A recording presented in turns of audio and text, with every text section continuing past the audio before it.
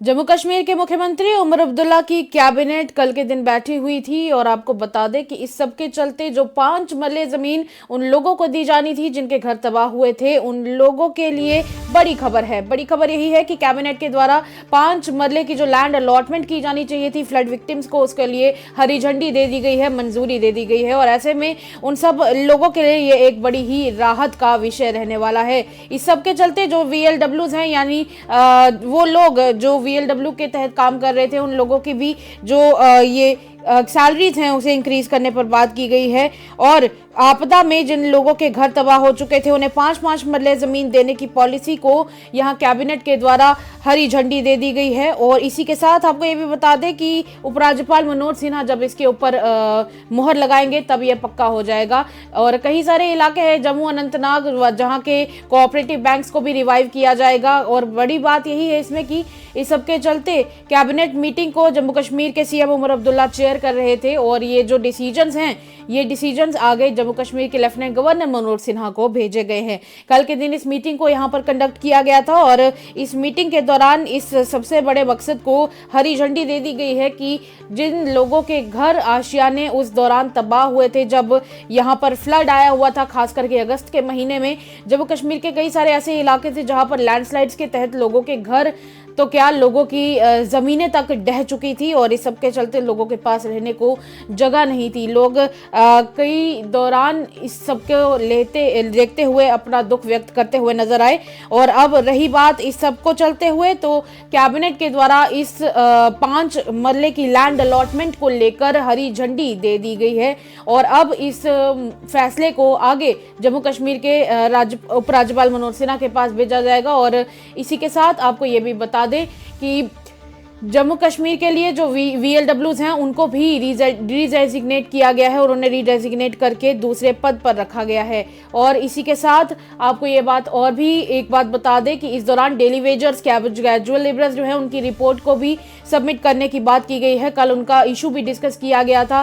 Salary levels की अगर बात करें तो VLWs की सैलरी लेवल्स को भी लेवल 2 से बढ़ाकर लेवल 4 पर रखा गया है। 118 करोड़ इन्फ्यूजन्स की बात की गई है कोऑपरेटिव बैंक्स की, और जम्मू अनंतनाग की कोऑपरेटिव बैंक्स को इस सब के चलते रिवाइव भी किया जाएगा।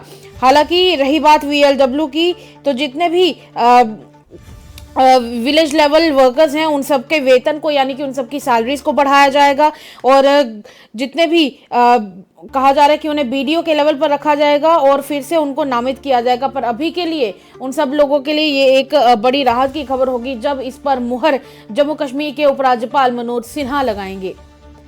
रही बात डेली वेजर्स और कैजुअल लेबरर्स की, तो कैजुअल लेबरर्स और डेली वेजर्स का इशू भी इस दौरान कल डिस्कस किया गया था। और हमारे सूत्रों से हमें खबर पता चली है कि उनके इशू के ऊपर जो रिपोर्ट दी गई थी कि इस रिपोर्ट को मांगा गया है कि जल्द से जल्द चीफ सेक्रेटरी और उनकी टीम इस रिपोर्ट के ऊपर काम करते हुए रिपोर्ट को जल्द से जल्द सबमिट करें। तो कहा जा रहा है कि वो रिपोर्ट भी लगभग तैयार होने ही वाली है, जल्द से जल्द इस रिपोर्ट को भी सबमिट किया जाएगा। और इसी के साथ जम्मू कश्मीर के वो तमाम लोग जिनके घर छिन चुके थे, आशियाने छिन चुके थे, क्योंकि लैंडस्लाइड्स के द्वारा कई सारे लोगों के घर ढह चुके थे, लोगों को काफी ज्यादा दिक्कतों का, परेशानियों का सामना करना पड़ रहा था। तो उन लोगों के लिए भी सरकार ने कहा था कि हमारे द्वारा 5-5 मरले जमीन उन लोगों को दी जाएगी जिनके घर लैंडस्लाइड्स में बर्बाद हो गए थे जब जम्मू कश्मीर में फ्लड की स्थिति बनी हुई थी। तो ऐसे में कल इसके ऊपर काफी देर तक डिटेल चर्चा की गई, मंथन किया गया। और इसी के साथ सभी कैबिनेट मंत्री वहां पर मौजूद थे। जम्मू कश्मीर के वजीर आला उमर अब्दुल्ला इस मीटिंग को हेड कर रहे थे और इस मीटिंग के दौरान इन काफी सारे इश्यूज के ऊपर चर्चा की गई है। हालांकि इसी के साथ विंटर प्रिपेयरनेस की अगर बात करें, जम्मू कश्मीर में तापमान घट रहा है, सर्दी बढ़ रही है और इस सब के चलते कल विंटर प्रिपेयरनेस को लेकर भी हल्की फुल्की चर्चा देखने को मिली, पर ज्यादा चर्चा इन 2 से 3 इश्यूज पर देखने को मिली, यानी कि कोऑपरेटिव बैंक्स को रिवाइव किया जाए और ऐसे में जम्मू और अनंतनाग के जो कोऑपरेटिव बैंक्स हैं उन्हें भी रिवाइव करने की बात की गई है।